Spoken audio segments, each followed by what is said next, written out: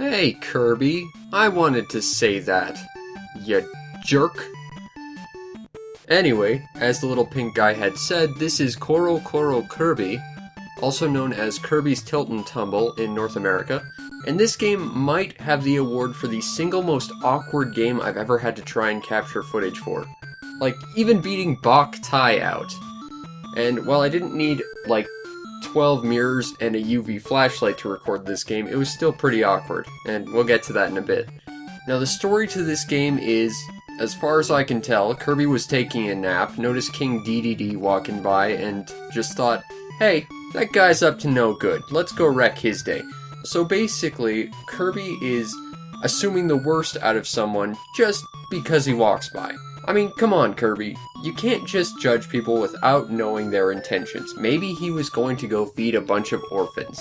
So, yeah, Kirby's basically turning into me, is what I'm saying. And let's just be honest here, the plot itself isn't worth mentioning. If you know anything about Kirby's Tilt and Tumble, and I'm gonna at least assume you've heard rumors about it, you should know it's a pretty unique game. And the reason why is, it was sort of like the precursor to the Wii Remote. And I know that sounds weird. I mean, how could a Game Boy cart be the precursor for a handheld remote peripheral for a console that didn't come out until 2 generations later? Well, here's the deal. Koro Koro Kirby is almost a sort of pinball platformer. The idea is you guide Kirby through the course to the goal at the end by tilting the stage. But what makes this game so revolutionary is the game has several accelerometers in the cartridge that function as an active tilt sensor.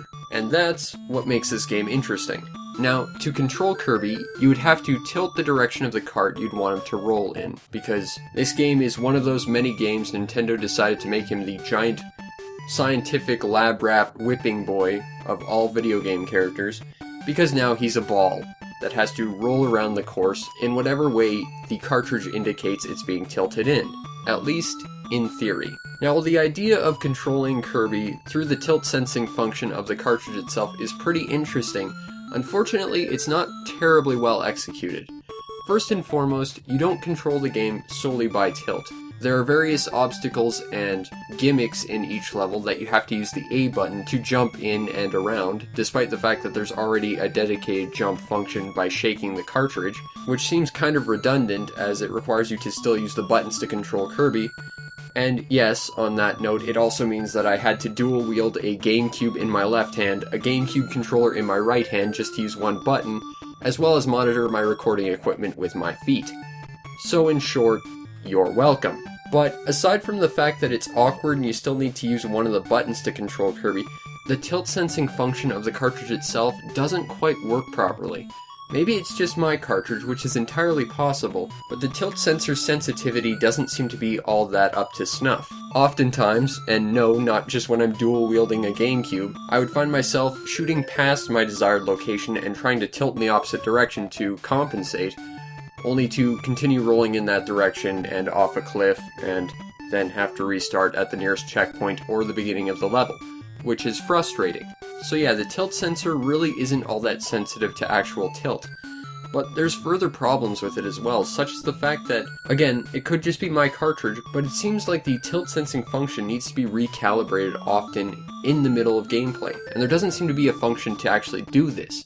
I mean, I even managed to catch it on footage where after 3 or 4 levels, no matter where I tilted my GameCube, Kirby would constantly be tilted forward and stuck in a wall in a pit. So I had to restart my entire GameCube just to lay it flat so that the sensor could recalibrate itself. And having to do that every 2 or 3 levels is a massive waste of time, and it's just frustrating to have to deal with.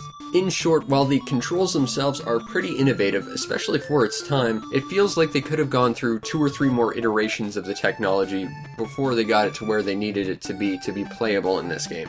Or at the very least, try it out with a couple different games and don't just immediately go to one of your brand's biggest franchises. I mean, yeah, Kirby's not that big, but still, trying out all this new stuff on him really isn't helping his reputation or his sales figures. And maybe that's why Kirby's always bitter in North American box art.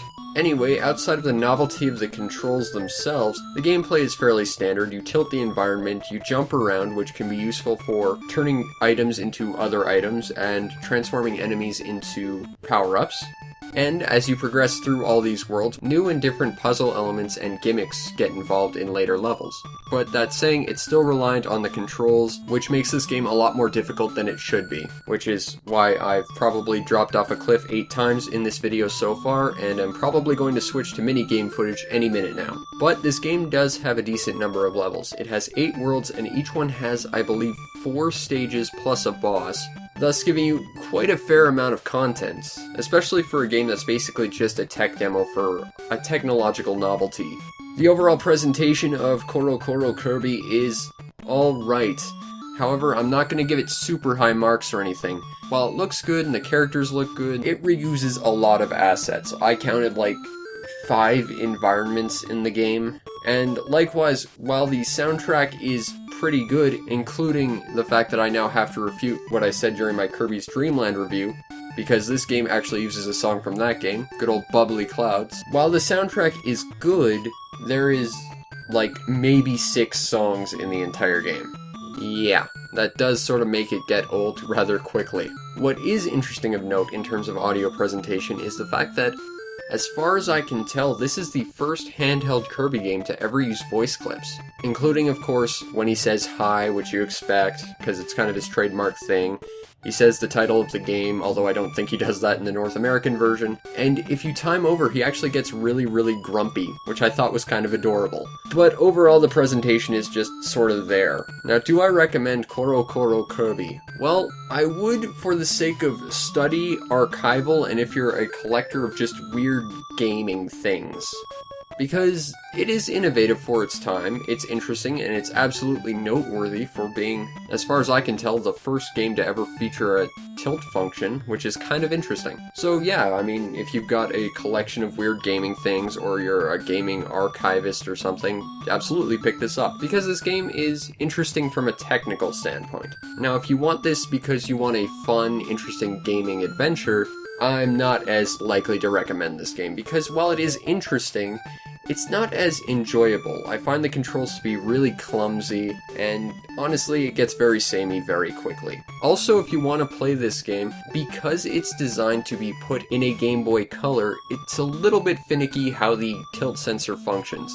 Yes, you can put it in a Game Boy Advance. Yes, you can put it in a Game Boy Color. However, if you try and put it into a Game Boy Advance SP, well, your controls are basically going to be inverted because the cartridge expects to be placed at the top of the handheld instead of the bottom, which makes controlling things a whole new level of challenge. And yes, I suppose you could put it in a GameCube Game Boy player and play it that way, but I'm just going to ask you the same thing that you've probably been asking me this entire video, which is, why would you do that? Like, just, no. That's terrible. And you're basically going to need to be an octopus to play it remotely competently. So, just, no. I know you're thinking it, just, no. Now, if you absolutely want to buy this game, a North American version of Kirby's Tilt and Tumble can cost as low as like $30, $35 to, I think I've seen one as high as $90. Or alternatively, you can get the Japanese version like I did and pay pocket change. Seriously, I think my cartridge cost like 50 cents loose, and at that price, absolutely it's a recommendation, because if nothing else, it's a fun novelty for a little while. But that's pretty much Kirby's Tilt and Tumble covered in a single word. It's a novelty. Yeah, it's innovative, but the overall gameplay just isn't all that engaging, and really it just gets frustrating.